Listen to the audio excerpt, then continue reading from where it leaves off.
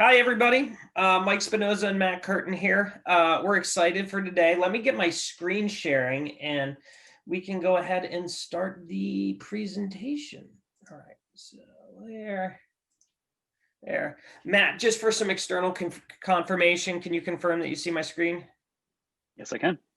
All right, great. Oh, I want to thank everybody for joining us today. I'm going to take you through the first part. Matt's going to take you through the second part. A couple quick things is as we go through this presentation, we want to set the tone. We also want to set kind of an agenda. The first thing that we're going to do is we're going to probably establish what a website is versus a web app. We're going to tell you a little bit about our organization, very brief background, Matt and myself. We're going to drive this presentation with tangible examples, real world things that we've done in the association market that can help people understand how we can engage, we can maximize our web experiences and how we can get really definitive results. I am going to talk a little bit about IT versus marketing and where they align and where I think some of the mistakes or some of the opportunities is probably a better way to phrase it are in terms of associations getting most from the web. So without further ado, I'm going to go ahead and jump into it. There we go. So a little bit about Unleashed Technologies. If you're not familiar with us, the association market is our core market. We work in the open source environment. That means Drupal, WordPress, Symfony, Magento. Drupal and WordPress typically is most used in the association markets. Symfony is for custom web applications and Magento for e-commerce. We have a 90% client satisfaction rating and a 95% client retention rating. Just the other day, actually, we were announced as #1 in Washington, D.C. and Baltimore for it's either the 8th or the 9th year in a row as the #1 design and development firm. And we were ranked #5 on web development globally. 150 plus clients, every developer on staff is certified and 40 plus awards won.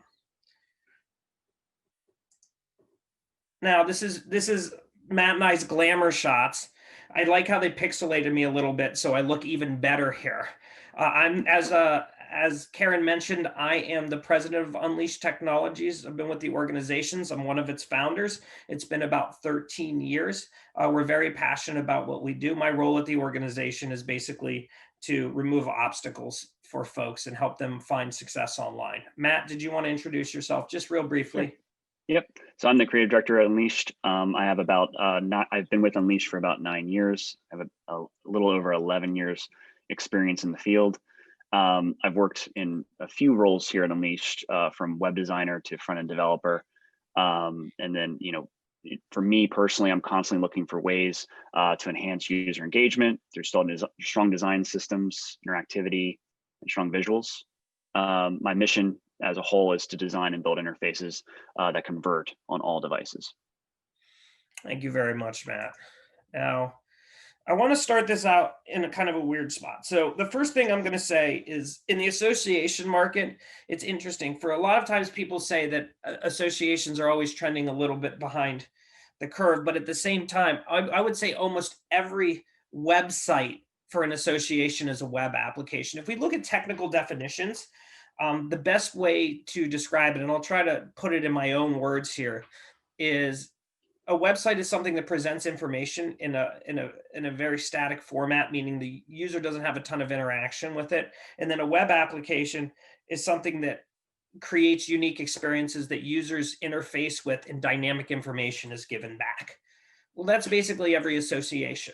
I'm not going to tell you anything groundbreaking that you don't know on this slide, but it's important to set the stage. So when we think about websites, we think about brochure sites, news sites, restaurant menus is actually a great piece. Even search, even though that's giving dynamic data back, it's very confined.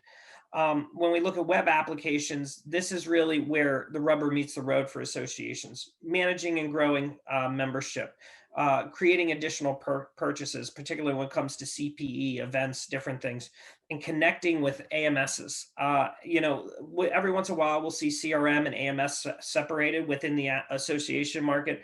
But for the most part, you have some pretty verbose tools that help manage your association. When I look at these two, 90% of the things that Unleash Technologies does is web applications, where we see websites are microsites for advocacy campaigns, lobbying, small events, things like that, where people don't have a tremendous amount of interaction, but they're always addendum to the primary association's website. So when we talk about harnessing the power, we want to talk about how we're using those web applications today to drive a goal or a result.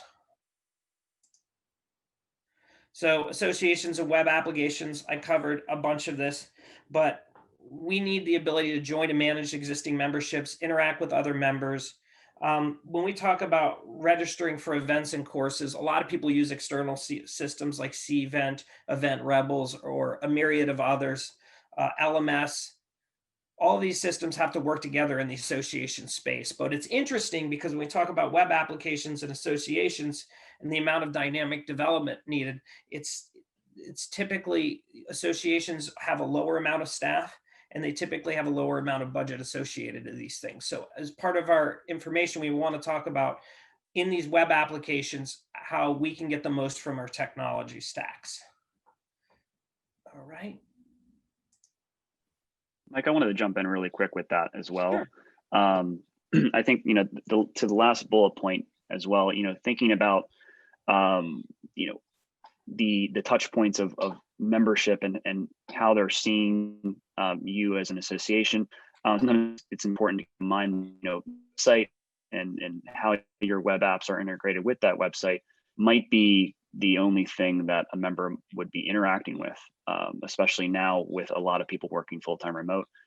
Because of that, it's important to keep in mind that branding and messaging on these sites is really key, because this is really your one of your only opportunities to get in front and represent your association brand and kind of what you stand for, and the value of membership for your association. So just keeping in mind that branding and messaging is really, really important on these web properties.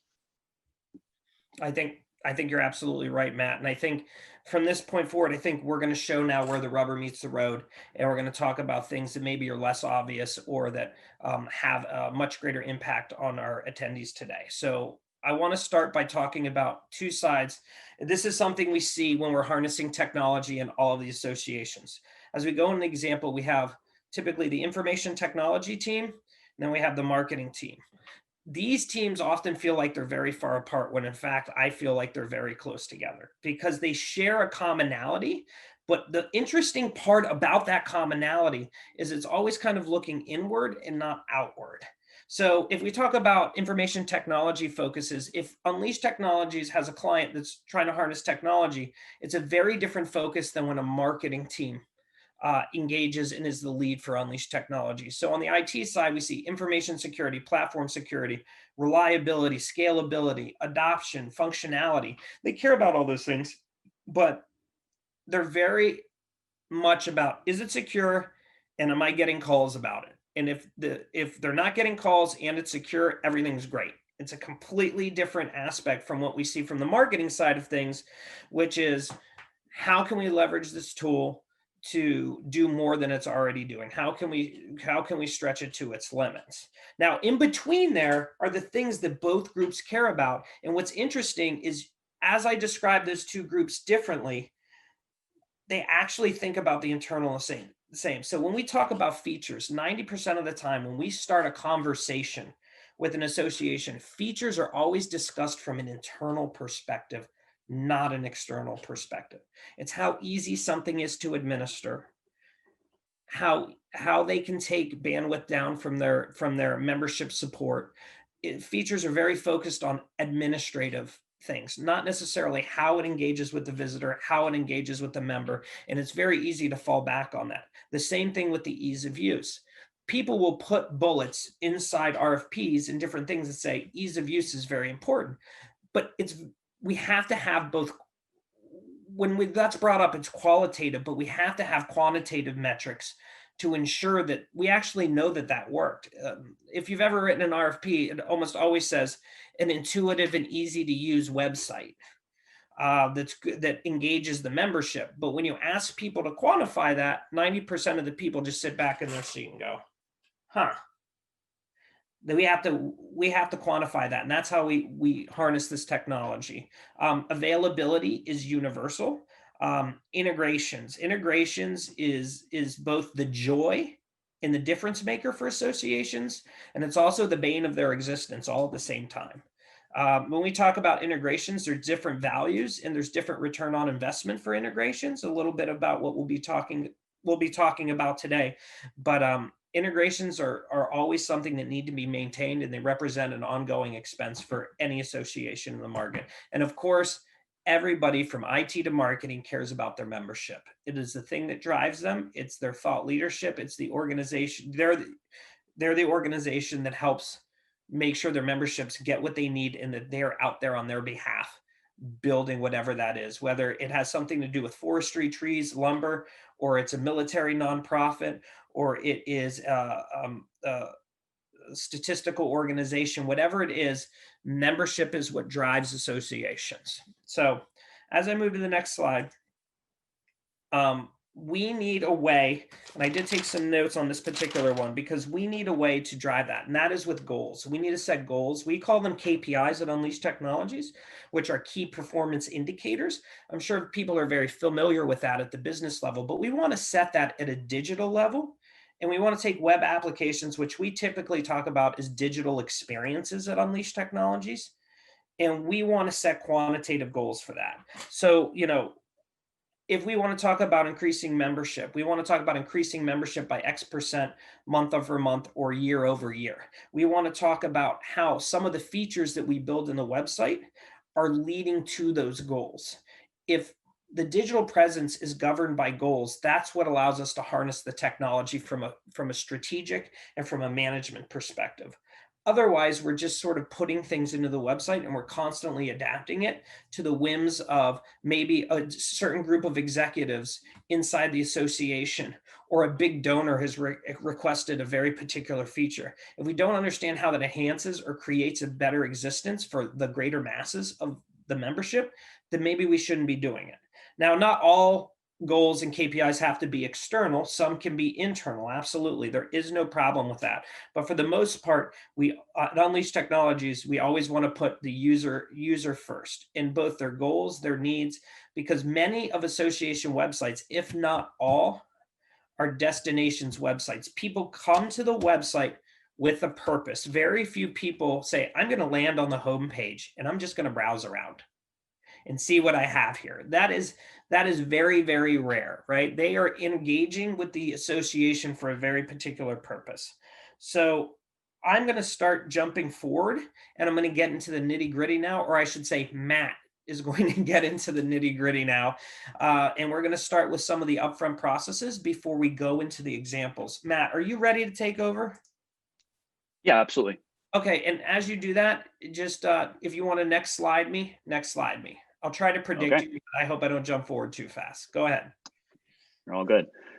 So Mike talked about, kind of all of these different things with KPIs, and typically with an association, you're going to have quite a few of those, or you're going to have a lot of goals or end conversions you're going to want a visitor to make on your website. You might be integrating several web apps into this website that you're developing. So it's really important to, right at the beginning of this project, to go through a little bit of discovery and user research. That's where you have a few listed out here with user personas, user journeys. We typically run through those, identify who are these people that are your ideal members, and what goals are they coming to your association to do? Why are they a member of your association?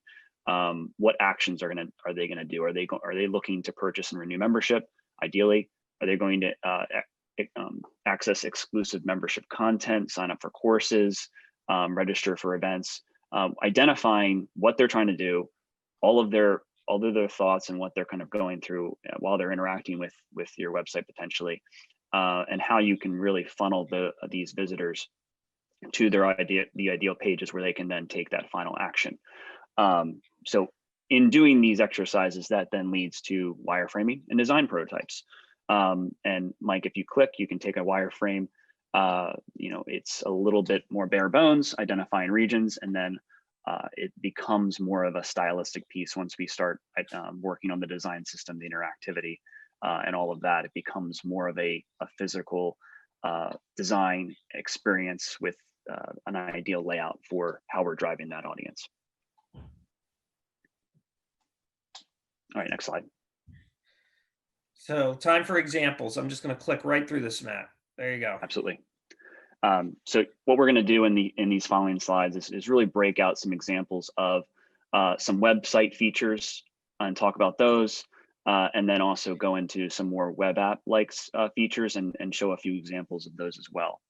So the first one we have is marketing content and landing pages. So obviously, a website needs to allow the marketing team to develop dynamic, engaging content, whether that is through a landing page or if that's through blog posts, events, even news and other resources for members. It really, amplifies the value of membership, encourages people to join. One example here is NAGAS, National Guard Association in the United States. One of our clients, they have a Drupal 8 site. They have several web app type like features, but in this case, one of the most important features for them is being able to easily build dynamic landing pages with content components, and also having custom paragraph types available to them in Drupal 8 for them to build these types of pages, to get new legislation information out to the public, and easily create that content to show and educate their members and really show value for this membership. I think one of the things, Matt, if I would add on to that, is the power of harnessing technology here is that it's interesting. We see when we bump into associations, we see very few associations that can create dynamic content or dynamic landing pages. But dynamic landing pages are key for variable and A/B testing to help see what is helping us convert people to the mission of the organization, what is bringing in membership. Now, I'm using this in a very singular example, but it is very powerful. Groups like NGA US have the power to create dynamic landing pages and to create experiences to see what most impacts the people that are interested in their organization. If you don't have the capability to do that, well, then how can you positively affect a goal for the organization?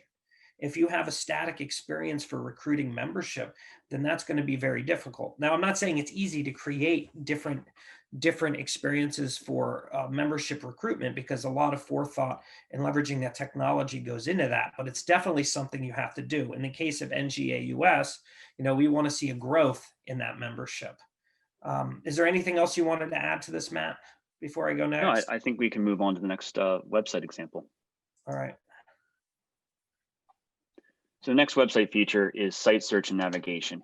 In this case in particular for NAFSA, which is the Association of International Educators, we really spent a lot of time in the discovery process going through their navigation system. They have a lot of sections of their website. When they came to us with their current website, or their previous website, they had a really, really robust taxonomy organization. So a lot of different terms and ways of organizing content. They had a very large menu. So we really spent a lot of time kind of organizing that main menu, establishing with them how content's going to be prioritized, and how visitors are going to leverage landing pages, leverage home pages to drill down into these very robust sections of content. And then we also, by also helping them kind of fine tune their taxonomy structure, that helped with search. So the visitor can go to the main menu, they can find what they're looking for there. If they can't, they can just default right to search and use a lot of the filters and taxonomies to find exactly what they're looking for, whether it's a blog post or it's advocacy information, events or other resources. And it really just making things very easy to find through these tools helps also add value to membership. I couldn't agree more. And search is so important from the perspective of earlier. I talked about how association websites are something that somebody comes to perform a very specific function. Oftentimes, again, when we see a lot of organizations, they say search is important to them, but only in the aspect that it is there and that it returns good, regular, decent results. Search should be the centerpiece of association websites for the simple fact that that is how 90% of the people find exactly what they're looking for on the website. They don't waste time with perusing through menus or going through things. They start their effort at the search. One of the things that I want to give you kudos for, Matt, as a principal designer of this website, was leveraging visual cues and really strong UX, UI, and NASA to make sure you're not just leveraging the technology and the proper results being returned, but using the colors and the way that you organize the content to be easily understandable for them to find what they're looking for. And when we're harnessing technology, we have to look at both sides of that in order to make sure you can have the best technology in the world. You wouldn't eat a steak if it was served to you on a trash can lid, right? So having that impact is really important. Agreed. I think next slide. Yep. So the next website feature that's seen very commonly with websites, I believe you can click again to get the other screen, because we have oh, the animation was lagged a little bit. My apologies. Can you go back? Yeah, I got it. Sorry about that. The next website feature is social sharing and advertising. So we can see in these examples with our own blog at Unleash Technologies, we have easy sharing tools that are integrated on these types of pages. It's important to keep in mind what types of pages a visitor would typically want to share, whether it be a blog, a news education resource, making those tools very clearly available to them, maybe even making it a component that's fixed and scrolls with them while they're reading the article.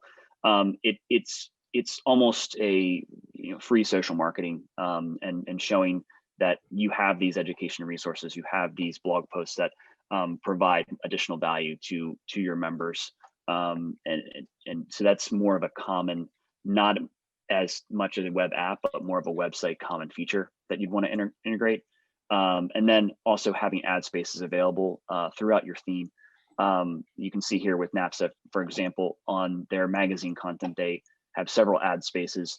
And in this case, they're using that for internal promotion for e-learning materials. So again, just driving visitors and members that are looking at this education content or resources, and promoting some of the other fresh and new services that you can provide them. For example, driving them to this e-learning portal where they can then find a course that they might be interested in.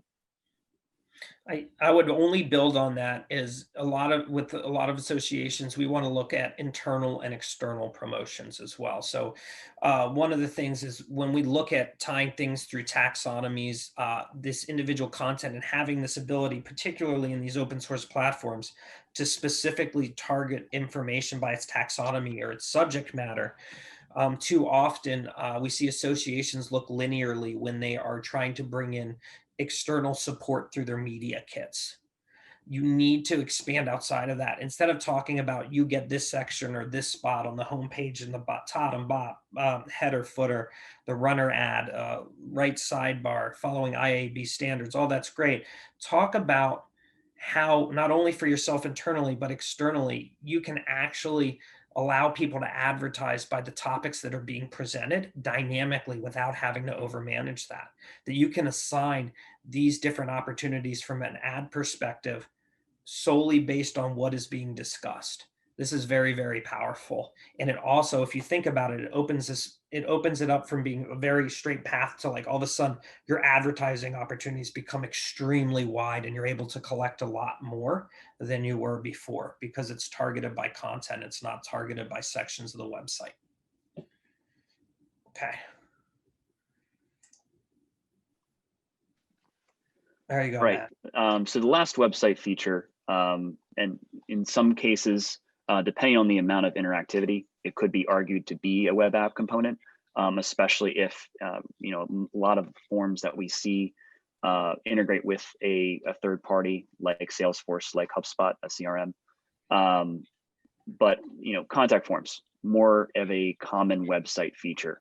And a lot of them are very basic forms that just allow a potential member or a visitor to go in and quickly reach out to someone if they have a question, comment, or are just having an issue with membership, provide some feedback on what they're seeing on the website. Just a really quick way outside of finding an email address, just to quickly contact the organization and reach out.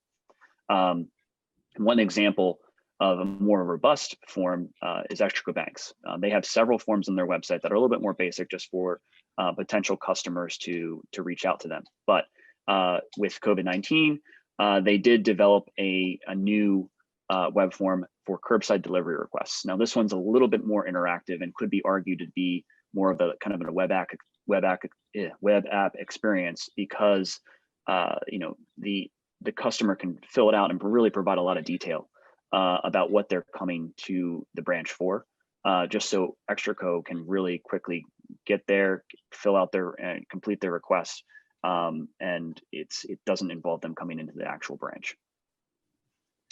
One of the things that I would point out too is that with digital experience platforms such as Acquia Lift or other things that allow us to create really dynamic experiences.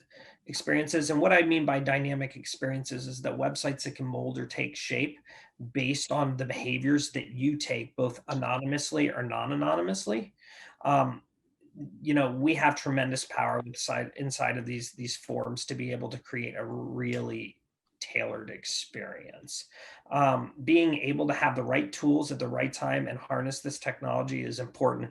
That's echoed in, for instance, Unleashed Technologies built the Sitewide Alerts module that I believe is used in over 570 websites today, Drupal websites today, that allows people to do COVID announcements and other type of announcements that alerts all of their visitors site-wide.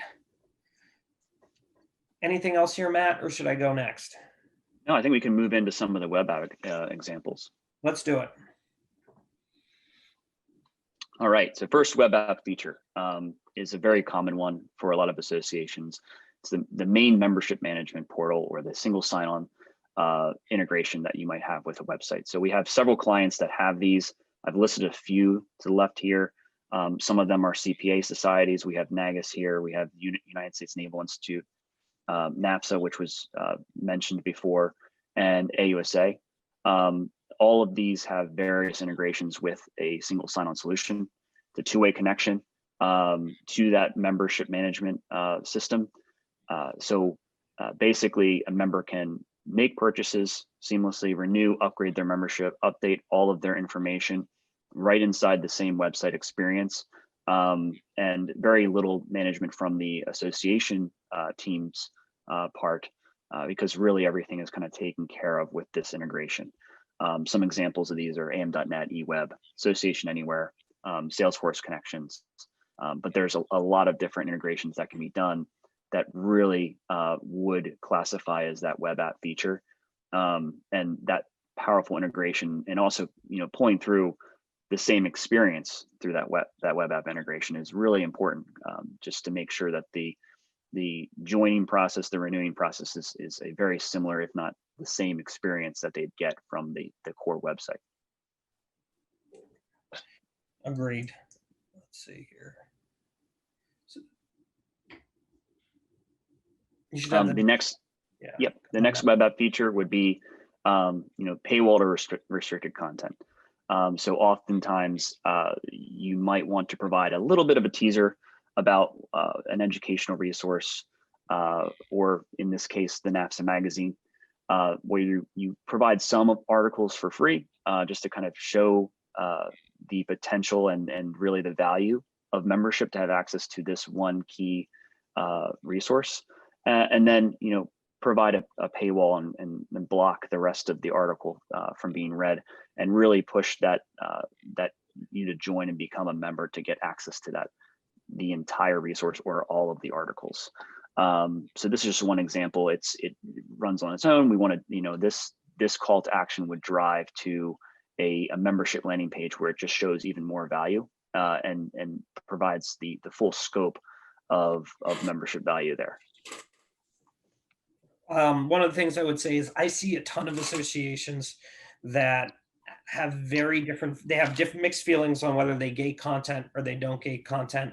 They feel like whether it's a pro for the organization or not a pro for the organization.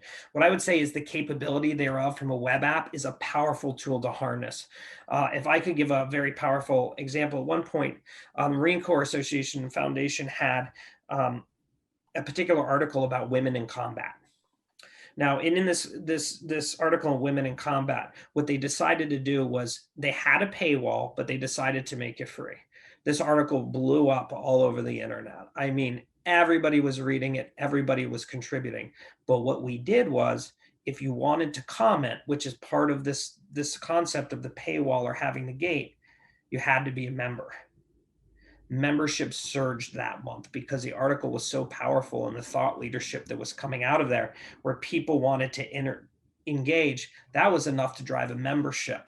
And they saw a huge hike just in the next 2 months surrounding that article, and hundreds of pages of comments and discussion.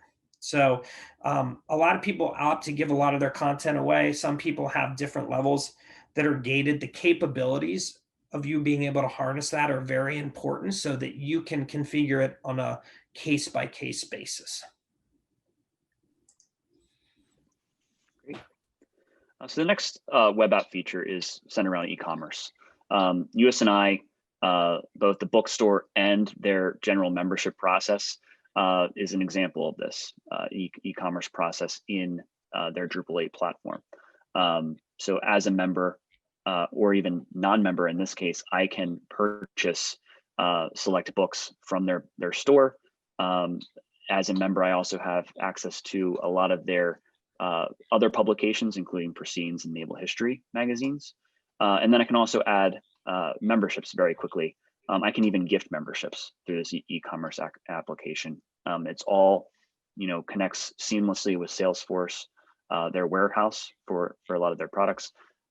Publishing platform and membership platform. So really, there's several integrations kind of going on at once, and it doesn't really involve a lot of it's automated and doesn't it makes it a lot easier for the departments in this association in particular to manage everything. And again, everything is gated to really emphasize the value of membership and joining. One of the really great things is, so e-commerce is an important part of some membership associations, not all.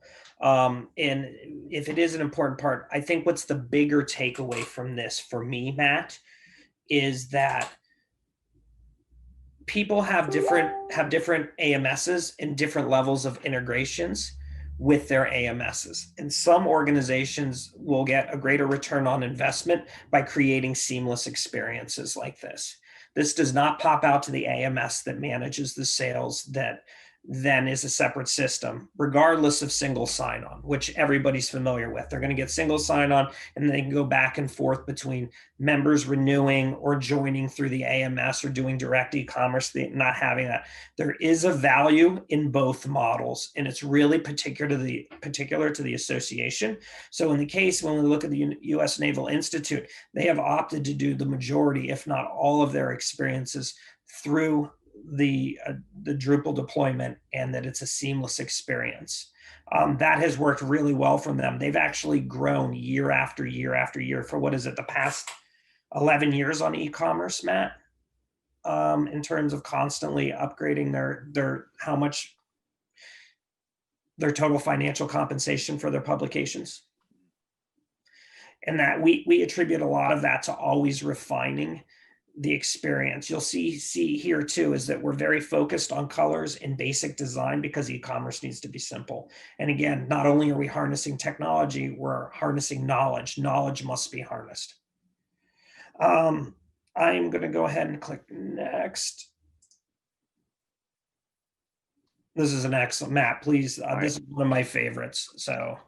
Yep. So one of the next app-like features web app features is continuing education courses. So a lot of our CPA societies that we work with have a very large course catalog of both digital, mostly digital at this point, and they also have in-person courses that someone can register and attend for. So a lot of their members have access to register for webcasts, webinars, virtual courses, and this is really important for their CPA society, because with the CPA, you have to have a certain amount of continuing education courses or credits rather each year. So the value of this is tremendous to be able to register for these courses, attend, get that value, track your credits, the amount of credits you have.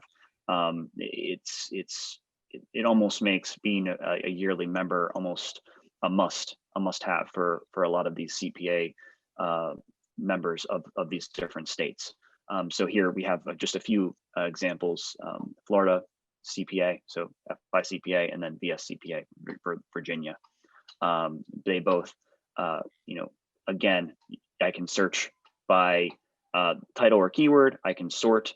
They have a pretty robust taxonomy structure as well here to help organize all of their courses. They have such a large library available.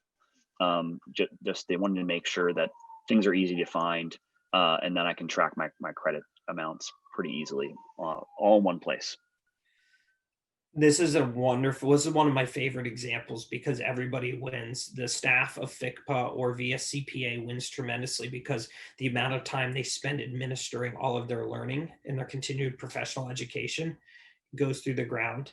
They're able to update from a single source. Now, all of these courses go out to an LMS.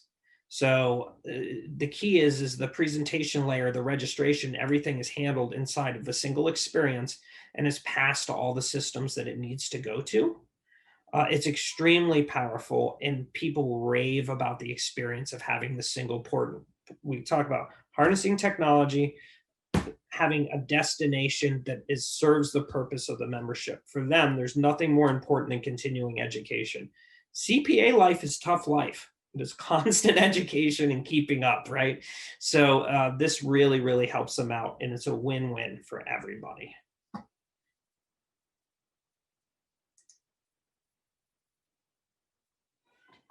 Sorry, I'm muted. I think we have a few more examples. I'll run through these. So the next web app feature is visitor interactive tools. So again, one of those main attributes of a web app is that it really focuses on visitor interaction. And in this case, NAFSA, we've used them before as an example, but they have a student economic value tool. Now, what they do is they conduct research every year to see the economic contributions of international students by state and by district. There's a lot of data there, and a lot of information that a lot of their members would want access to and to dig deeper into. So they found through the use of a web app that's part of their website or a section of their website to allow a visitor to interact with a map, go in by district and find information. It also even provides student stories within that district of students that have really gone above and beyond, international students that have gone above and beyond in their contributions or their work. And all of this data can be exported into a printable PDF, and it just gives it really allows the visitor to interact and explore as opposed to just publishing the data in a table on a web page and more static. It makes things a little bit more interactive, fun to use, and encourages the visitors to dig a little deeper. It really adds significant value to this section of the website itself. Couldn't agree more. It's very cool. Again, this is a thing that when you're able to study the economic value and it's at your fingertips, plus you can PDF the data, there's some really great things that come from that. One of those examples is, getting used in news stories or publications or as a data source. This brings amazing notoriety to the associations, and I think is very, very important. I'll let you lead this next one too, Matt. Yep, and I'll keep this one pretty quick. This is the site-wide alert module that Mike had mentioned earlier. We as a company have developed several modules that are contributions to the Drupal community. One being the site-wide alert module. This can be installed on any Drupal 8 site, and it's built in React using that JavaScript library. So it's plug and play. It allows a site to post real-time alerts, essentially without refreshing the screen, to make sure that alerts are seen by their customers, by their visitors.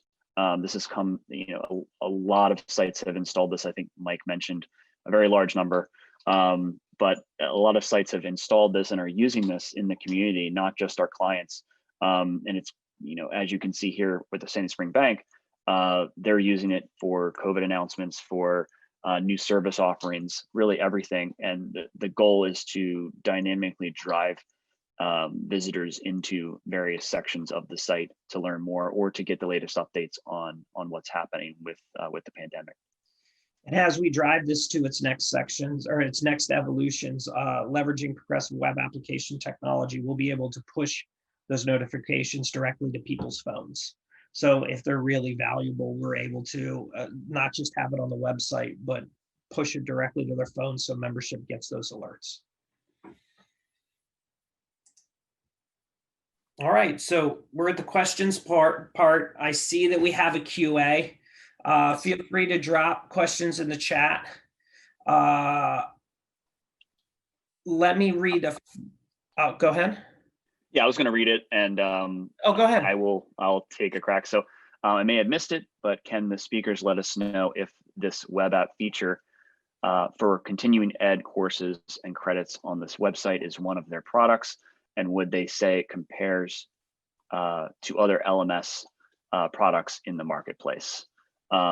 So this continuing education courses and credits is a integration that we have built with select CPAs, societies, basically allowing that integration to happen. So the course is information, credits, all of that data is stored in the association management software, and it integrates directly with the Drupal website. So essentially, the registration and transaction occurs through Drupal, but it feeds directly into that association. So we did build that integration in Drupal 8. So that is something that we did work on. In terms of if it's comparable, I would say yes, but I would definitely kind of defer to Mike on that. So the simple question is, yes, this is something that is available through Unleashed Technologies. To simplify as much as possible, our LMS features within Drupal are the presentation layer and the purchasing layer that allow for a really seamless experience. It can be used with any myriad of LMSs. And it can also be used in conjunction with purchases through your AMS. So creating that dynamic backend with the ability to connect different fields so that you can have a really consistent experience, and having people not just interface with buying CPE or signing up for CPE, but managing their course load, seeing what they've taken, what they plan on taking. It's a much more expansive offering than probably was presented here today. We took a micro piece of that and we displayed it. It is not the LMS itself. That's the thing that I think Matt was trying to highlight as well. It's everything. It's like wrapping the LMS to have a really great experience. LMSs are very good at giving education. They're not very good at selling education. All right. Is there any other questions that we can answer?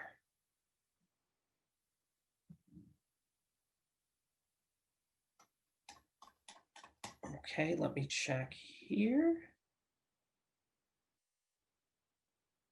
I don't see anything else in the chat. I don't either. We may be off the hook. It's hard to determine. It's hard to determine. Hopefully we presented enough information. If you have any questions for us after the fact, or you'd rather take it offline, here's some information for us. We'd be happy to answer any questions that you may have. We'd be happy to help you, you take your digital presence to the next level. So reach out, and I hope that everybody has a great day. I'm going to stick around for, I don't know, another 5 minutes, just in case anybody has some questions that come up, or until the participants drop out. And that should be it. Thank you, everyone. Yeah, thank you very much.